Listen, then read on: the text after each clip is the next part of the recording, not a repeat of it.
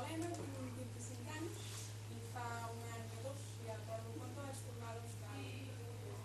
Quan vaig anar per allà, vaig fer curs de la universitat. La meva carrera era de biologia, de 4 anys, encara era la llicenciatura, i em vaig organitzar ja des del principi que l'últim any, un any extra, me'l guardaria per anar fora. Llavors vaig demanar l'Erasmus a Holanda i vaig demanar un conveni general a Austràlia. I em van donar les dues coses, i vaig fer les dues coses. Primer vaig anar a Holanda, mig any, un Erasmus de 6 mesos, i no tenia gaire clar que faria alguna cosa allà, perquè vaig arribar allà sense tenir encara clar tot el que faria de tema de matèries. A vegades et demanen que ho tinguis molt controlat i fins que no vaig ser allà no vaig saber què faria. Vaig acabar els 5 mesos i em van proposar de fer un doctorat i vaig dir que no, que tenia un pla millor, que era anar a Austràlia a acabar la carrera. Però bé, tot i així està molt bé que sempre coneixés, si més no a nivell personal, que per primera vegada estudiant una carrera aquí a Catalunya que mai em vaig sentir gaire motivada o gaire recolzada a Holanda, amb un equip superdiferent, molt més obert a noves idees, doncs em va dir, queda't aquí, no? Encara que no parlis la llengua, encara que siguis d'Espanya, doncs et proposem que quedis. Me'n vaig anar a Austràlia i això, una de les coses que ja entro que recomano molt a tothom és que tingueu molt clar tots els requeriments legals i de papers que cal per fer. Més que res perquè pot ser un mal de cap supergran si ho fas a l'últim any. Clar, i com que estava a Holanda havia de preparar el visat per a Austràlia mentre estava a Holanda, mentre estava fent un Erasmus, que no era res d'Erasmus, sinó que era allà 8 hores cada dia a les oficines on estava, no? Vull dir que va ser bastant estressant preparar-me el visat d'Austràlia. Vaig haver de volar a Madrid perquè des de Holanda no podia fer res. O sigui que recomano que sapigueu ben bé tot el que necessiteu i que us ho agafeu amb calma, amb el màxim de temps possible en relació. L'altre problema que em vaig trobar, tant a Holanda com a Austràlia, va ser el tema de l'allotjament. Vam a punt d'arribar allà. Hi ha gent que és més relaxada amb aquest tema, però jo necessitava saber on dormiria, amb qui estaria, què necessitaria i com m'aniria, no? Perquè, bueno, mira, Holanda dius encara, però a Austràlia aquest pots trobar un CPT i et manca. I llavors en aquest sentit sí que necessitava tenir-ho molt clar. A Holanda vaig estar a Leiden, que és la Universitat de Leiden és una universitat de les primeres que hi va haver a Europa, molt important, i la ciutat de Leiden està plena d'estudiants, per tant, tots els allotjaments que et puguis trobar estaran plens. I per tant, vaig tenir problemes, vaig acabar amb un apartament per mi sola molt car, que si ho hagués mirat amb més antelació doncs hagués estat diferent.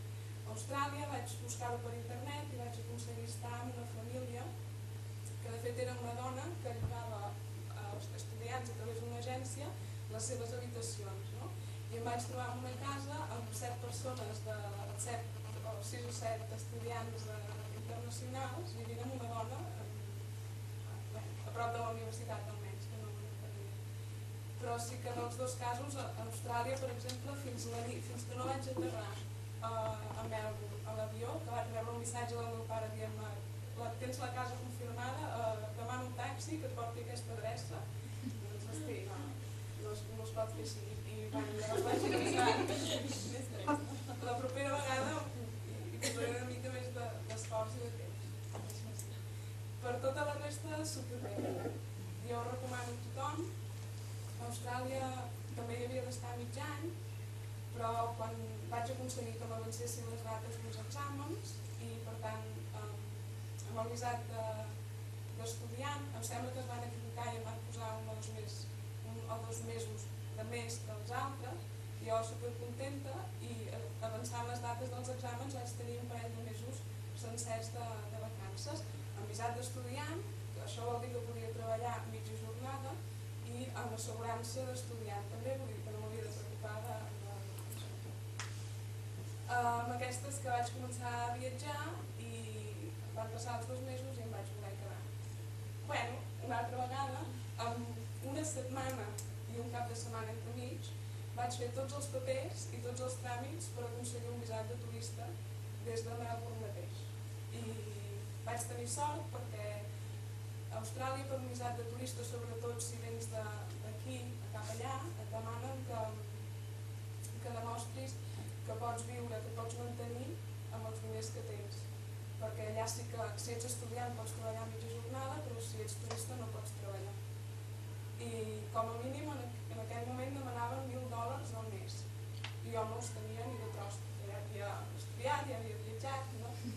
Però per sort una meva amiga va escriure una carta d'invitació convidant-me a passar 6 mesos a casa seva amb la seva família per, després d'estudiar a la universitat i esforçar-me tant per la meva carrera professional, pogués tenir l'oportunitat de conèixer a nivell cultural el país.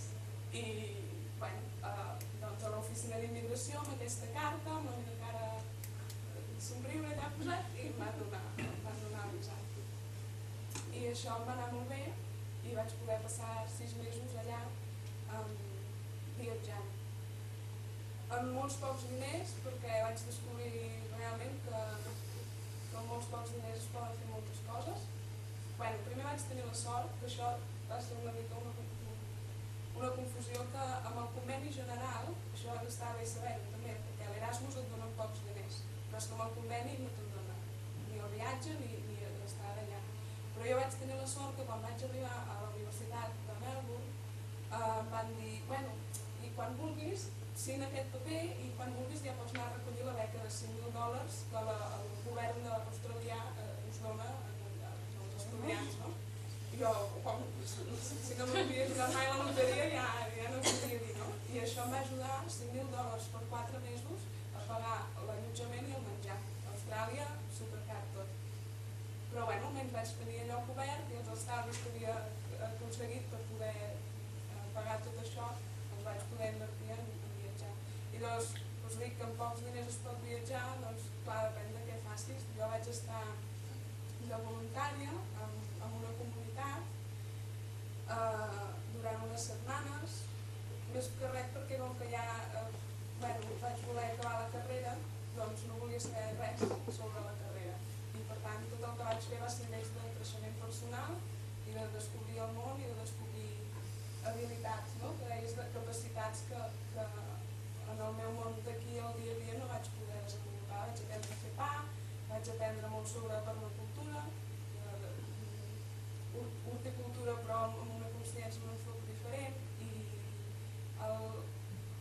aquest voluntariat que vaig fer a través de Woofing, WOOF, Woof, que és internacional i que el recomano a tothom si voleu col·laborar amb molts tipus d'activitats, però això sí, totes inclouen que són activitats ecològiques, un enfoc d'aquests que pots treballar amb animals, amb el medi ambient i això.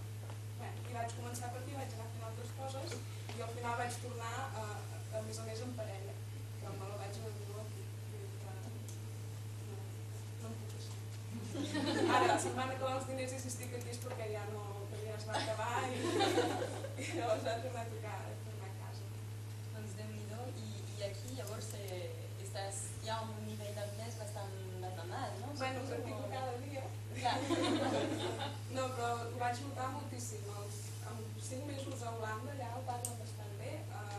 Va ser un xoc bastant gran i molt lent, i el meu nivell d'anglès sempre havia estat bastant bo, però mai l'havia aplicat. Era bastant bo als exàmens de l'institut, però això no vol dir que et puguis expressar bé en anglès i que puguis comunicar-te amb les altres persones i menys a la universitat. I llavors el meu tutor a Holanda va ser molt pacient i va confiar molt en mi i en 5 mesos vaig millorar molt.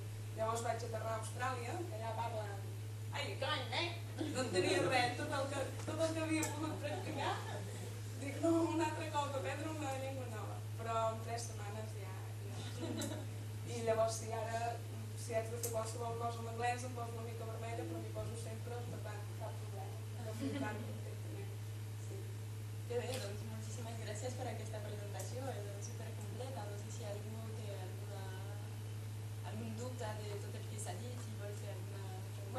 sí, haig de dir que quan se'm va acabar el visat d'estudiant i se'm va acabar també l'assegurança de salut, vaig decidir que